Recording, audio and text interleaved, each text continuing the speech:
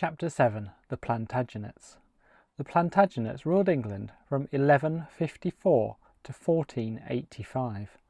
While previous dynasties that ruled England had struggled due to a lack of legitimate heirs, the Plantagenets did not have that problem. The first Plantagenet king, Henry II, had 5 sons. The succession was certainly secure, but Henry II would eventually learn that too many heirs could also be a problem. Henry II. Before getting to Henry II's family problems, though, let's take a moment to understand just who Henry II was.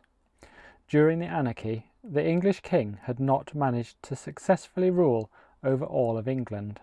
But when Henry II took the English throne, the opposite became true. Henry's realm extended far beyond England.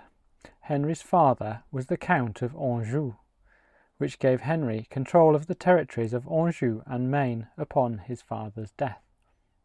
He was granted the title Duke of Normandy by the King of France, and when he married Eleanor of Aquitaine, he became Duke of Aquitaine and Gascony. Thus, when Henry Plantagenet became Henry II in 1154, he had quite the empire. Now, although Henry Plantagenet was the King of England, the Angevin Empire was not necessarily an English empire. Henry II never consolidated his lands into a single territory. England remained separate from Anjou, Aquitaine, Normandy, etc. They simply had the same ruler. In fact, his status as Duke of Normandy, for instance, Henry Plantagenet's overlord, was technically the King of France.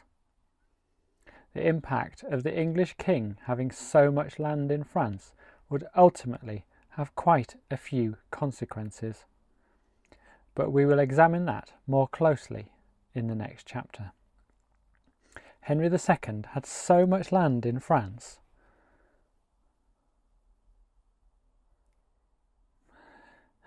why does it do this to me?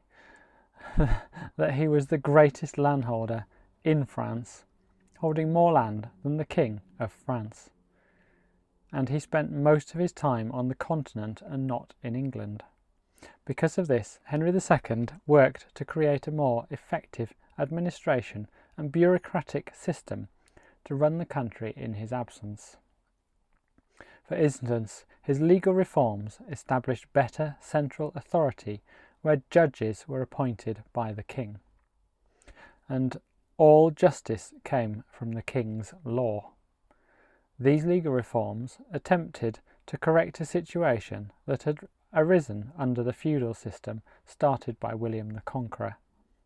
In feudalism, barons were the king's tenants, but could exercise similar feudal powers over those under them in the social hierarchy.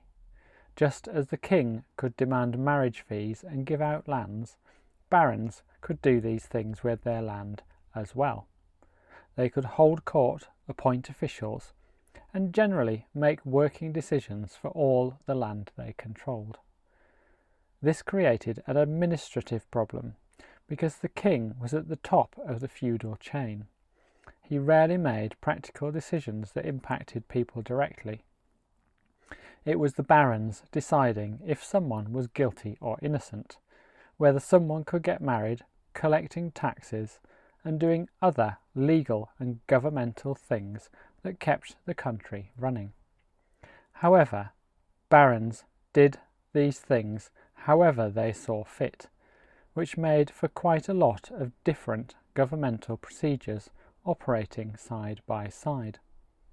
This created a situation where, despite not being at the top of the feudal chain, barons could wield more practical power than the king. The king's power was largely abstract, but the power of the barons was very concrete. By centralising the legal system, Henry II took legal authority away from the barons and gave it back to the king. The barons were not the only ones who became targets of Henry II's legal reforms. Inevitably, Henry II came into conflict with the Church.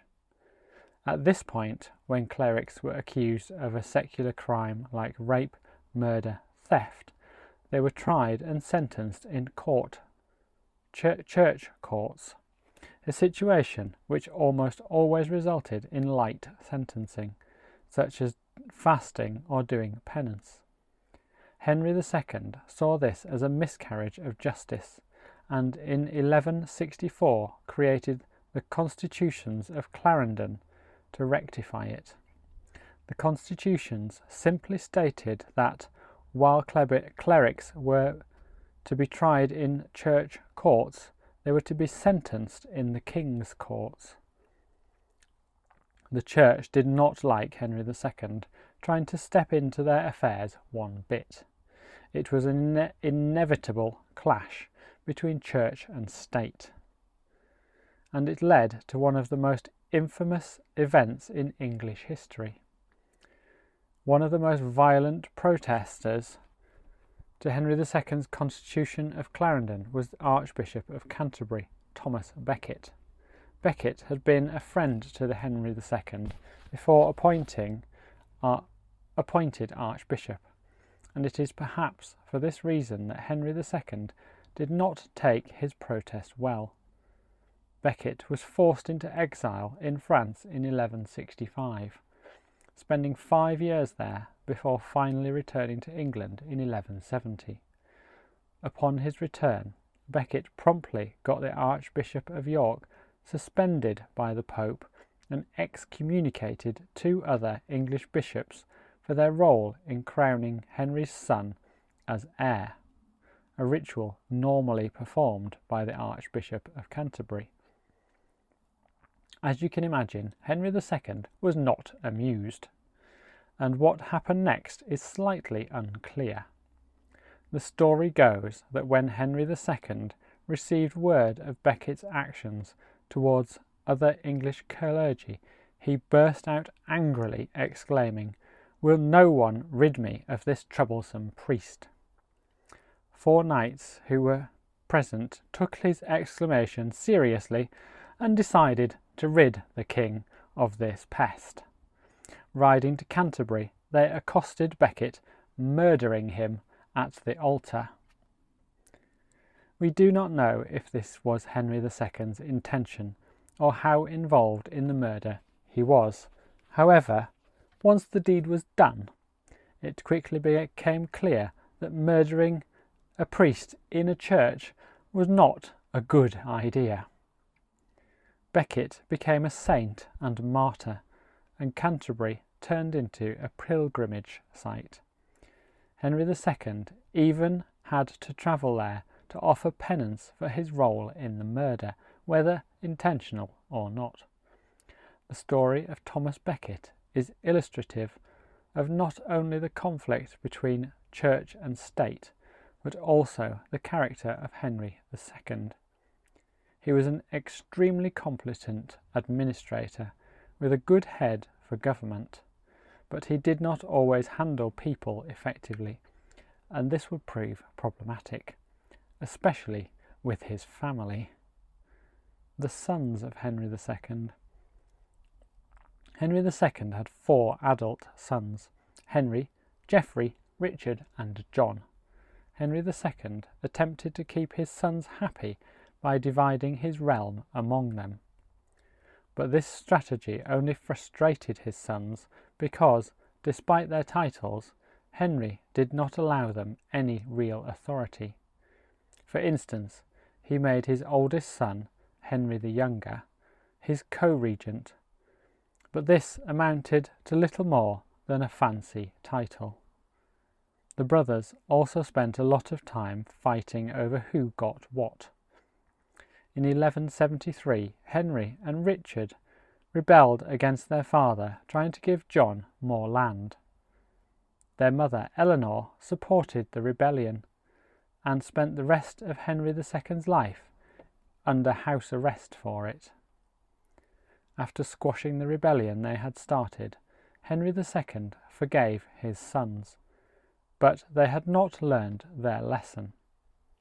In 1181, Richard and Henry came to blows over Aquitaine. In 1183, Henry died, followed 3 years later by Geoffrey. This left only 2 sons to fight, but that was enough. Richard joined forces with Philip II of France to fight against his father, and when John joined sides with his brother, it was all the king could take. Henry II was defeated and died in 1189, with many believing that the rebellion of his sons had hastened his end. Richard was now King of England. But more attractive to Richard were all the French lands he also inherited. Richard ruled for about 10 years, but he only spent 6 months in England, preferring his continental holdings, or to be on crusade. Indeed, Richard I is more often known as Richard the Lionheart, for his crusading and military prowess. Considering that he spent less than a year in England, Richard's reputation as a fantastic king is largely undeserved. The popular view of him today has been largely skewed by the story of Robin Hood, which portrays Richard as a beloved and noble king. In reality, Richard seemed to have cared little for England or administration.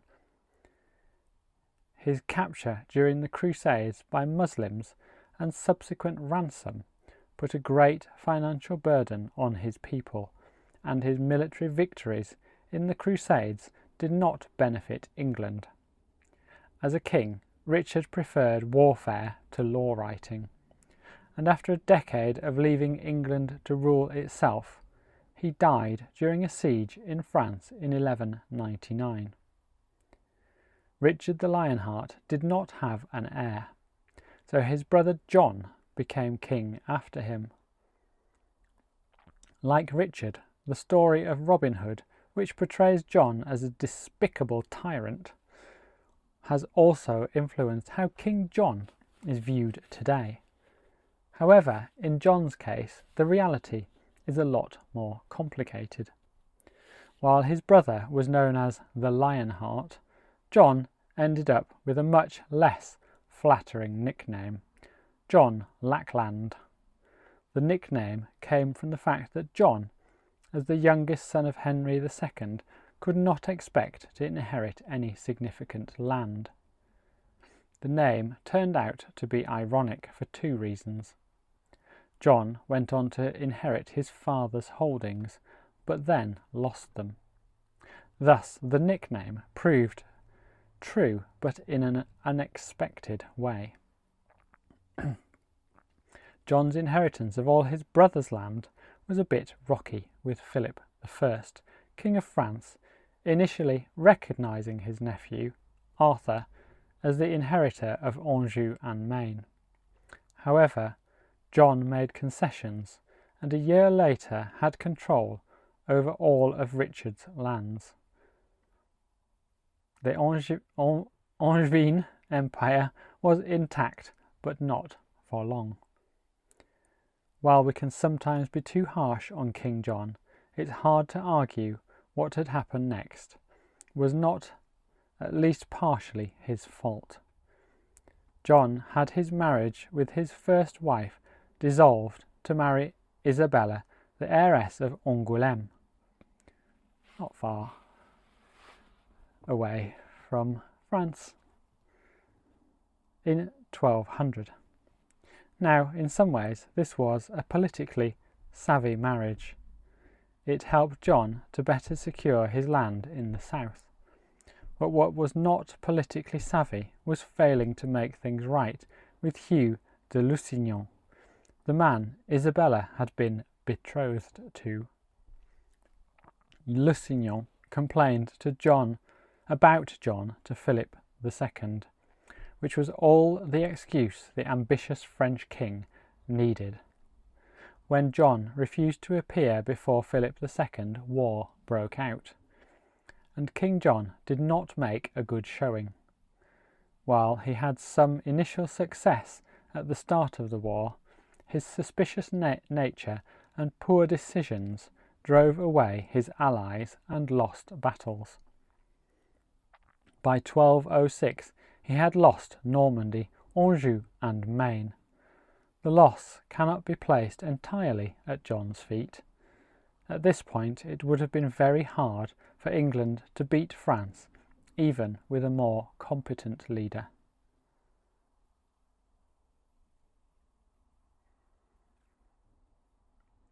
England had been strained funding Richard's military campaigns, and the French had more resources. John was forced back to England, but he had only one goal: recovering the lands he had lost, which required a lot of funding. War is expensive, after all. John used every trick he could think of to gather more money from his people, including exploiting his feudal rights over his barons. This, along with instances of arbitrary justice, where King John decided based on his whims rather than the law, sowed growing discontent among the barons of England. In 1215, a civil war known as the First Barons' War broke out. Just like in France, John did not have much military success and soon found himself negotiating with the barons. On June 19th, 1215, King John signed the Magna Carta, a document protecting the rights of the barons against the king and insisting that the king had to uphold the common law. The document is often seen as an important milestone in the protection of human rights. It is possible to both over- and understate the importance of the Magna Carta. It provided protection from tyranny, but only for the barons, not for everyday people. Still, the ideas and language of the Magna Carta found their way into later movements, such as the American and French revolutions of the 18th century. The Magna Carta was an important document for what it later came to represent, but not for the impact it had at the time. It was overturned by the Pope shortly after it was signed, and the Civil War continued, ending when John died and his 9-year-old son became Henry III in 1216. Little coffee break. I've got some nice Maria biscuits as well, but maybe I'll save those for breakfast. The rise of Parliament.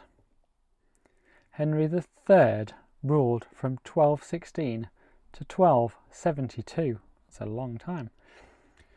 During this time, he, like his more infamous father, also had conflicts with the barons, inciting the Second Barons' War from 1264 to 1267. It was during this conflict that Henry III's son, Edward, began to show a martial prowess that would have drastic consequences not only for England but the entire island of Great Britain. When Henry III died in 1272, his son became Edward I. Edward the Confessor, from centuries earlier, was known primarily as the Confessor. So even though Edward I is technically the second King Edward, he is still known as Edward I. Edward I inherited a throne that was in many ways a mess. The royal coffers, how much money they had, were, if not empty, at least severely strained after 2 civil wars. This relationship between the king and the barons was still tense. Correcting both issues required Edward I to learn how to work with a new institution, Parliament. The earliest idea for Parliament appears to have been in the 1215 Magna Carta, which said that barons had the right to advise the king. At this point, this group of advisers was referred to as the Great Council, but eventually it became known as Parliament. By Edward I's reign, it was clear that Parliament was there to stay.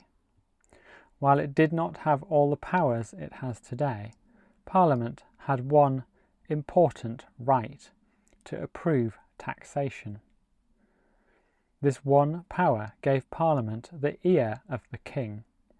If the king wanted money, he needed taxes, and if he wanted taxes, he needed Parliament's approval, and if he wanted their approval, he had to listen to them.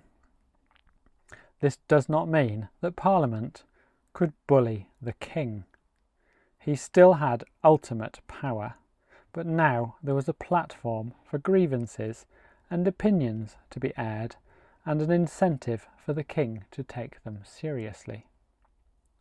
Edward I was greatly interested in replenishing the royal finances, especially to wage his wars, which we will discuss in more detail in a moment. Thus, he learned how to work with Parliament, not only enduring it, but using Parliament as a tool to govern the realm. It was the start of a different type of kingship. With the rise of Parliament, Edward I, England was gaining a greater national sense of identity. The government was no longer just the king, but the bureaucracy that surrounded him, particularly his council, which made up the core of Parliament. This was a transformation from the more feudal style of kingship where all powers rested in and came from the king. Wales and Scotland. With his predecessors having lost most of their lands in France, Edward I set out to expand his kingdom, but he aimed closer to home. Edward I conquered Wales with a brutally simple but effective strategy. Invading for the first time in 1277, Edward I fielded an enormous army against which the Welsh stood no chance. Then, after overwhelming them with the initial strike, Edward I built many castles to cement his control. I've been to quite a lot of them, and it would be great to visit them again. A tactic that William the Conqueror had employed after conquering England back in 1066. Although there were revolts from this point, Wales was under the control of the English, though it would be a long time before the two nations were officially joined. Edward I did not stop at Wales, though. He also had plans to conquer Scotland, an ambition which earned him the nickname Hammer of the Scots. He invaded his northern neighbour in 1296, but he did not have the funds to repeat what he had done in Wales. The conquest of Scotland was therefore much slower, and despite stiff resistance from the Scots, it appeared that eventually Edward I would conquer Scotland too. However, Edward I died in 1307 before the campaign was finished, leaving the conquest of Scotland to his son, Edward II. Fortunately for Scotland, Edward II was not his father.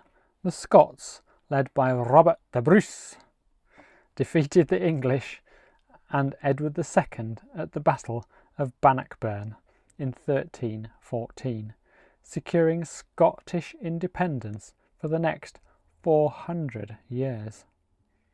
Edward II also failed to mimic his father in another way, keeping his barons happy.